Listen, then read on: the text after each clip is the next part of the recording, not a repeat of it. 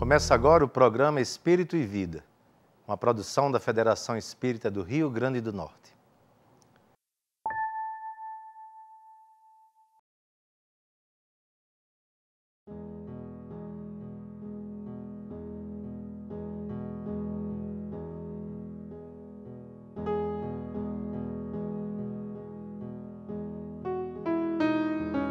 Tudo na natureza é cíclico. A chuva se precipita das nuvens porque antes o sol evaporou a água dos rios, lagos, mares, elevando-a ao céu. A semente guarnecida na terra morre para que a vida da árvore possa florescer. Mesmo o sol, nossa estrela amarela, um dia vai se apagar e então se tornar parte de uma nebulosa, berço de novas estrelas. As estações do ano são ciclos de vida curiosamente comparáveis aos da vida humana. A primavera é como a infância florida, cheia de magias. O verão é quando a juventude ardorosa sente que pode mudar o mundo. No outono, caem as folhas da ilusão. E o inverno anuncia o fim de um ciclo e início de outro. Carlos Drummond de Andrade, o grande poeta brasileiro, dizia crer numa outra estação. É a que depois do inverno desta vida acolhe todos os seres e da qual retornaremos para uma nova primavera. A vida humana é ínfima diante do universo conhecido, que pode ter de 13 a 15 bilhões de anos. Comparada ao calendário do cosmos, ela dura apenas alguns milésimos de segundos. É muito pouco. No entanto, a vida do espírito se estende para além do tempo dos homens. Neste ciclo de inícios e reinícios, cada existência é como uma página do grande livro da vida. Nada se perde, tudo evolui. Então, não se desespere quando se anuncia o momento da despedida de quem você ama. Será um até logo. O mundo nos ilude, porque nossos sentidos não alcançam senão um pequeno espectro da natureza. Mas o coração sabe, sente e, iluminado pelo conhecimento, não deixa de chorar a saudade, mas também não deixa de ver no corpo que se cala a porta da gaiola que se abre para que o espírito possa seguir viagem.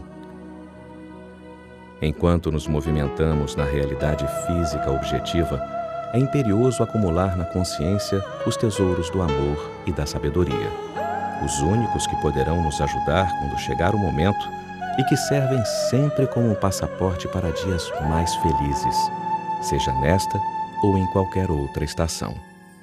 O universo é o livro da vida no qual o espírito escreve sua história.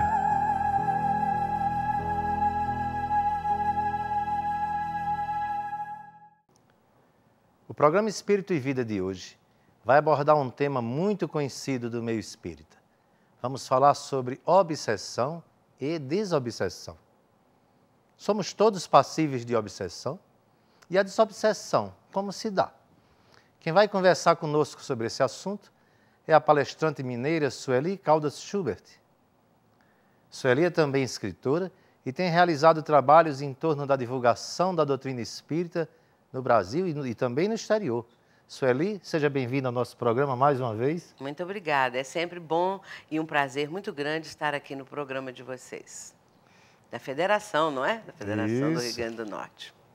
Dentre as definições de obsessão, temos a de que seja uma ideia fixa, que um espírito imprime, que um espírito dirige a mente de uma pessoa e, inclusive, de uma forma sistemática. Mas qual seria de verdade uma obsessão, uma definição mais clara para o fenômeno da obsessão?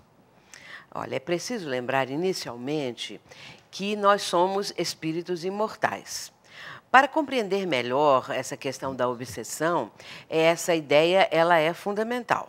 Essa certeza de que a vida continua, que a pessoa, ao deixar o corpo físico do outro lado, ela continua com todas as suas idiosincrasias, imperfeições, se gostava ou não de alguém, se odiava, ela não muda isso só porque passou para o lado de lá, só porque deixou o corpo físico. Portanto, aquele espírito, claro, desencarnado, que cultivava um ódio, um ressentimento, uma ideia de vingança, de alguma coisa que sofreu enquanto estava no plano físico, do outro lado da vida ele continua com o mesmo propósito. Ele não vai mudar só porque chegou no plano espiritual. E o que vai acontecer? Ele pode começar a procurar aquela pessoa que o infelicitou, que o prejudicou e que, inclusive, causou, às vezes, até a própria morte da criatura. E ele vai buscar se vingar dessa pessoa da forma que ele vai, aos poucos, engendrando. Mas, para isso, para que isso ocorra, há necessidade de que ele comece a emitir pensamentos para a pessoa que está sendo visada. Isto é possível acontecer porque nossa mente, ela é, vamos dar um exemplo, como uma estação de rádio. Ela tanto transmite quanto ela recebe pensamentos. Nós emitimos pensamentos e recebemos e captamos pensamentos das outras pessoas. É todo um processo telepático. É uma telepatia pura essa questão do espírito começar a emitir pensamentos com propósitos negativos para que a pessoa que ele está visando venha a se sentir tolhida na sua vontade. Porque o que caracteriza também o processo obsessivo é a repetição da ideia. O espírito ele vai repetir inúmeras e inúmeras vezes a ideia que ele engendrou, para que a pessoa ou seja levada ao suicídio, ou a pessoa vá à falência, ou a pessoa tenha uma ruína qualquer, um desastre qualquer na sua vida, ou que a pessoa se sinta culpada de alguma coisa, ou lembrando o próprio ato que cometeu. Enfim, são ideias tão negativas que vão tomando conta da cabeça da criatura, da mente da criatura. Ela não sabe de onde vêm esses pensamentos, mas os pensamentos brotam, porque, na verdade, nós temos que entender que isso é um processo de sintonia. Nós sintonizamos porque nossos pensamentos, quando emitimos os pensamentos, eles têm uma frequência vibratória.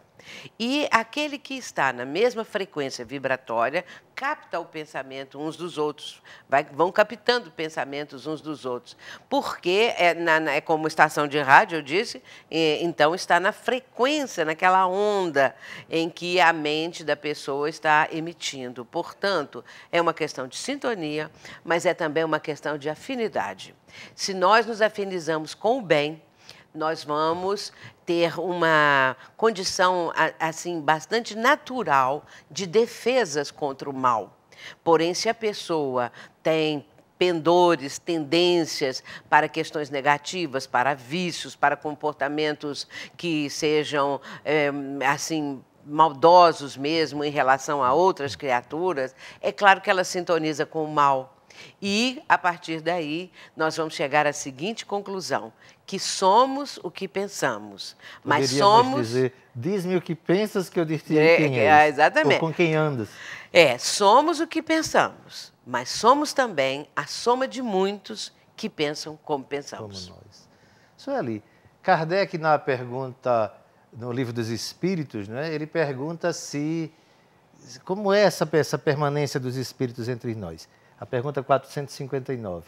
E os espíritos respondem que eles influenciam muito mais nas nossas vidas do que nós imaginamos. Mais das vezes nos governam, eles usam essa expressão, não é? Então, onde é que fica nisso o nosso livre-arbítrio, a nossa vontade própria? Claro que se os espíritos influenciam a nossa vida de uma forma assim tão próxima, como a questão que você abordou, que é a questão 459 de O Livro dos Espíritos, e abordou muito bem, mostrando essa aproximação e essa possibilidade da influenciação dos espíritos. O que acontece? Eles vão tentar influenciar a criatura. Agora, depende de nós, aí entra o livre-arbítrio, aceitar a ideia ou não. Para isso, nós temos a nossa consciência, ela mostra juízos de valor. A nossa consciência, por exemplo, ela tem essa condição de ajuizar, de mostrar se aquilo é negativo, se aquilo é positivo, o pensamento. Que nós estamos, de repente, tendo ideias. Surge um pensamento E a pessoa pode ficar até assustada com aquele pensamento. Oh, mas eu nunca pensei isso, por que agora, de repente, eu estou tendo esse pensamento tão negativo, esse pensamento tão horrível? As pessoas muitas vezes se horrorizam com o pensamento. Não é a minha índole. Não é a minha índole, que surge assim de repente. Mas às vezes está ali um espírito passando aquele tipo de ideia e que a pessoa, se ela não cortar aquilo definitivamente, ela pode começar a acolher aquele pensamento. No início ela pode ficar um pouco horrorizada, mas depois ela começa a pensar, mas quem sabe isso aí é assim mesmo, quem sabe eu posso fazer isto, quem sabe... E ela vai começar a ceder. Aí entra o livre-arbítrio, não é? Que ela pode fechar os ouvidos, ou seja, sua mente, a ideias negativas, ou ela pode deixar que elas tomem conta da sua mente. Estamos conversando com Sueli Caldas Schubert sobre obsessão e desobsessão. Chegamos ao final do primeiro quadro e voltamos daqui a pouco. Não saia daí, fique ligado.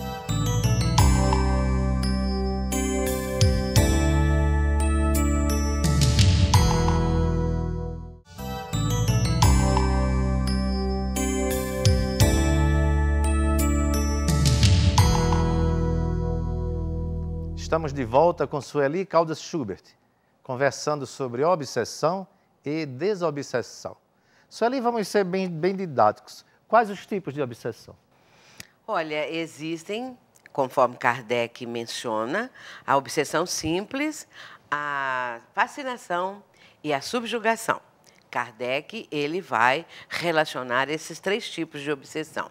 Desses três tipos, nós verificamos que eles apresentam graus de intensidade e também de domínio que o espírito possa estar exercendo. A simples, é claro que o espírito não tem assim, um domínio muito grande na mente da pessoa que ele está visando. Na fascinação, já existe todo um processo de sedução. Ela é bem diferente, porque o espírito pode convencer o médium que ele, espírito, não erra nunca. É um espírito de luz. Mesmo não sendo, ele vai fingir que é. E também que ele, médium, é perfeito, é um missionário, não erra, e tudo que ele faz é importante, tudo que ele faz é perfeito. E assim ele começa, o médium começa a achar que realmente ele é o melhor médium do mundo, ele não erra, e o espírito muito menos também não erra. Portanto, ele vai ficar fascinado com essa ideia, e aí o espírito o domina totalmente. É um processo. O outro processo é a subjugação, quando há uma intensidade muito grande da mente do espírito perseguidor em relação ao perseguido. E o fato do perseguido, da pessoa que está sofrendo a perseguição, ceder um espaço mental, é porque ele deve do passado.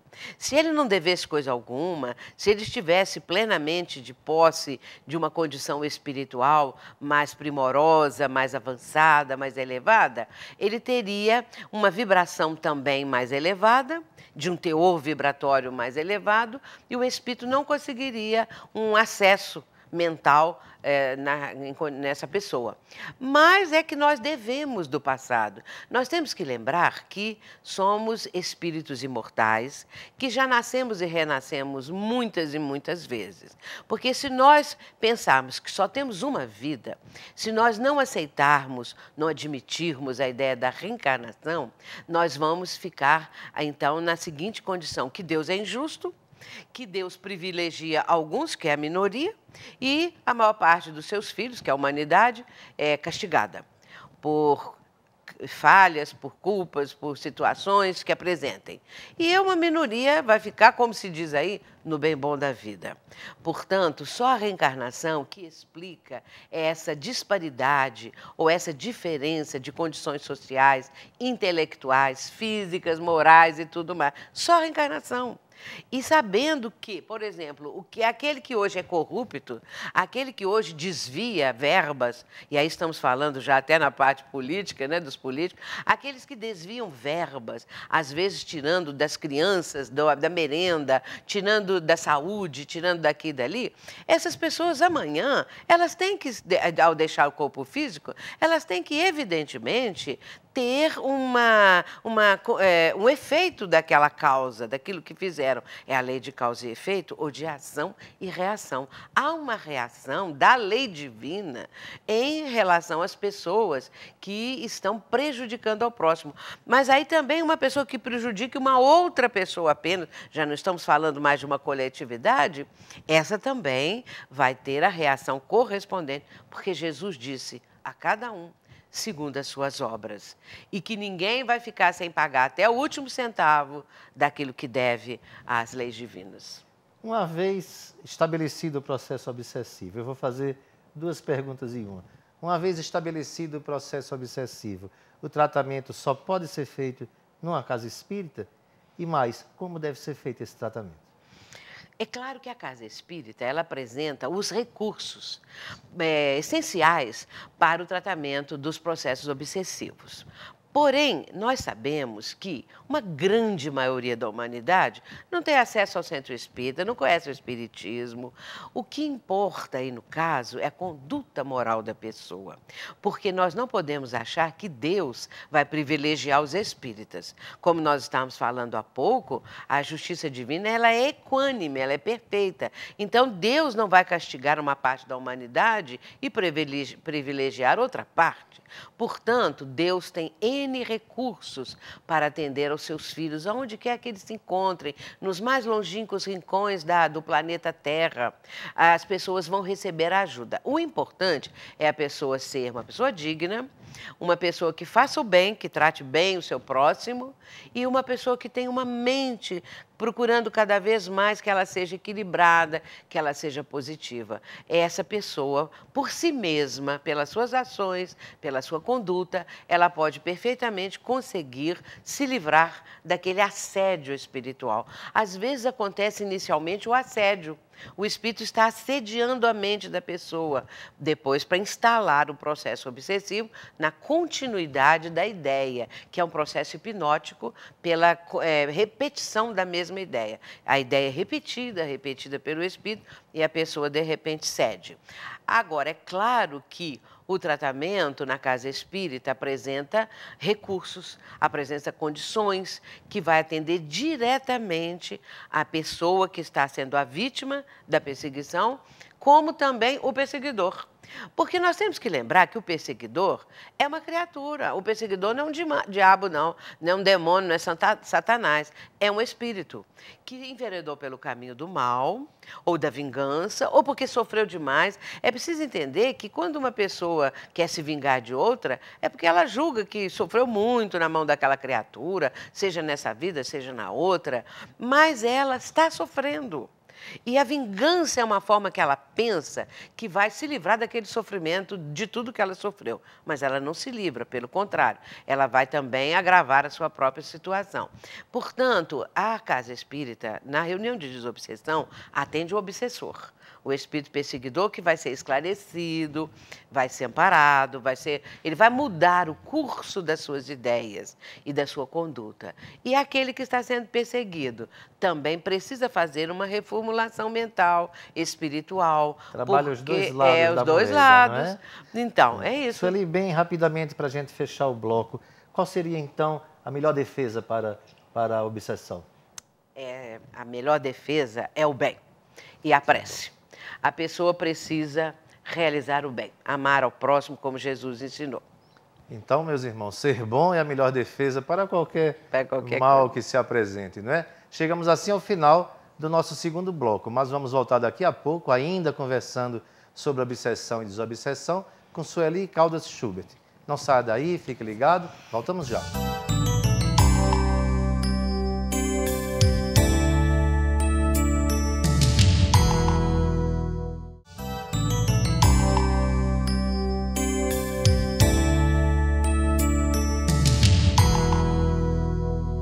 Vamos agora ao quadro O Espírito e Vida Responde, com as perguntas feitas pelos nossos telespectadores. Sueli, eu gostaria de saber quais são as principais causas da obsessão e como fazer, para poder eliminar essas causas. A causa da obsessão, ela é devido à nossa imperfeição moral. Por que acontece a obsessão? Por que um espírito atua sobre outro de uma forma negativa? Tanto aquele que está perseguindo, atuando nessa forma, quanto o outro que está sendo perseguido, porque ele vai ceder, ele não vai ter condições de defesas espirituais, porque também deve. Portanto, as nossas imperfeições morais é que abrem campo para as influências negativas. Se nós fôssemos espíritos evoluídos, nós não seríamos perseguidos, porque já estaríamos numa outra condição vibratória, uma outra condição de sintonia. Portanto, é preciso burilar o nosso mundo íntimo, aprimorar as nossas imperfeições, não é? Administrá-las, aprimorando o nosso mundo íntimo para conquistarmos uma situação melhor, e aí nós não vamos ter essa vulnerabilidade que as imperfeições apresentam. Quando a criança está no processo obsessivo, ou até mesmo um adolescente ou um adulto, na questão dos fluidos negativos, que muitas vezes levam a criança a vômitos, enjoos, náuseas, e os médicos, muitas vezes, a ciência ainda não conhece esse lado. Então, é importante que fale alguma coisa a respeito dos fluidos.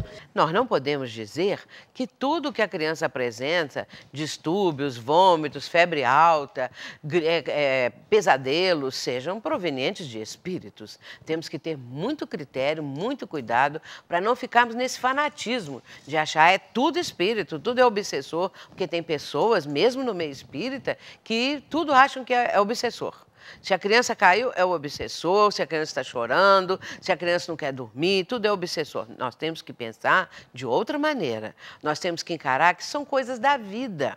Para quem está criando filho, sabe perfeitamente que criança chora, criança tem dor de barriga quando é bem novinha, depois que cresce, tem dor de ouvido, é uma porção de coisas, são sintomas, são indícios, são situações vivenciadas no período infantil, e depois no período da adolescência e depois na fase adulta. Portanto, temos que ter cuidado para não ficar achando que tudo o que acontece é obsessão. Porém, se houver, assim, alguma percepção que pode estar havendo ali uma presença espiritual desequilibrada, perturbando a criança, a melhor coisa é a prece.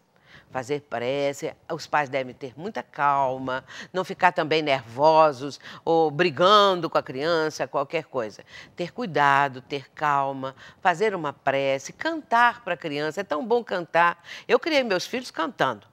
Mas eu cantava desde as músicas de Chico Buarque, cantava Tom Jobim, como cantava as músicas espíritas, não é? Com fundo evangélico e tudo mais. Então, o cantar, a mãe, o pai, é muito bom, acalma muito. Então, essas músicas bem calmantes que nós temos aí no repertório não espírita e espírita, ajudam muito. Eu estou realizando o Evangelho no Lar todas as quarta-feiras na minha casa, e num desses Evangelhos no Lar ocorreu de um dos integrantes da reunião ser incorporado por um espírito que não tenha muita iluminação. E ele começou a provocar, durante o nosso Evangelho, algum esforço nosso para que ele voltasse do lugar que ele veio. E ele insistiu em ficar durante algum tempo e fez com que nós, participantes do Evangelho, ficássemos muito cansados.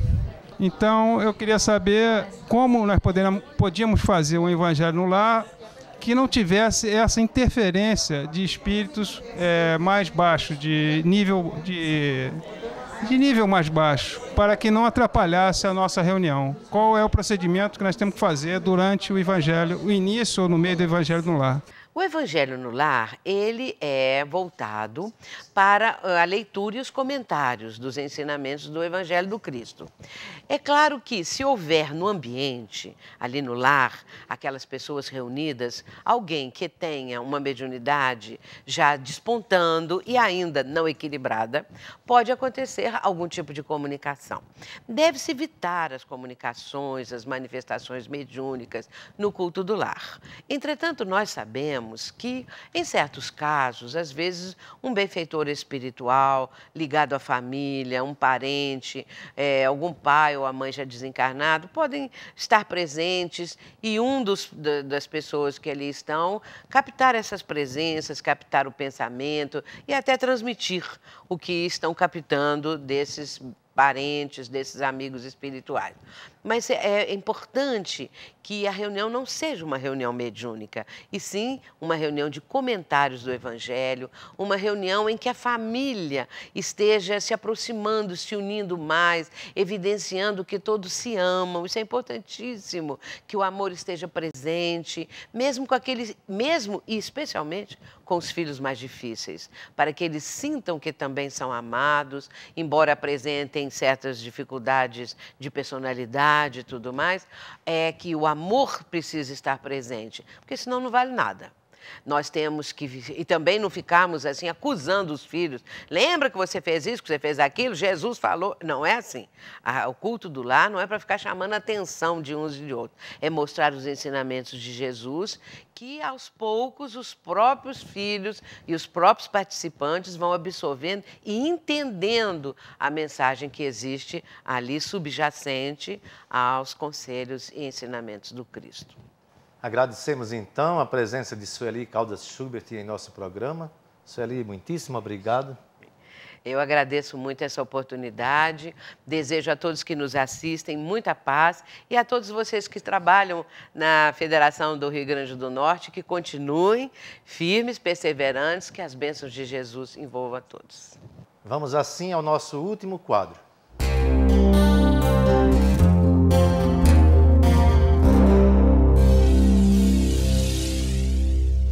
Nosso programa dá dicas de livros que podem auxiliar no conhecimento e no aprofundamento do tema.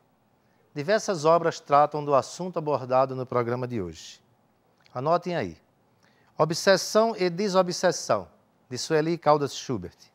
Condomínio Espiritual e Diálogo com as Sombras, de Hermínio Corrêa de Miranda. A Loucura sob Novo Prisma, de Adolfo Bezerra de Menezes. Nos Bastidores da Obsessão, Painéis da Obsessão, Nas Fronteiras da Loucura, Sexo e Obsessão, todos esses livros psicografados por Divaldo Franco, pelo espírito Manuel Filomeno de Miranda. Chegamos assim ao final do programa Espírito e Vida. Mas você pode entrar em contato com a equipe do programa através do e-mail espiritovida@yahoo.com.br. Agradecemos assim a sua sintonia e contamos com a sua presença na próxima semana. Muita paz em Jesus.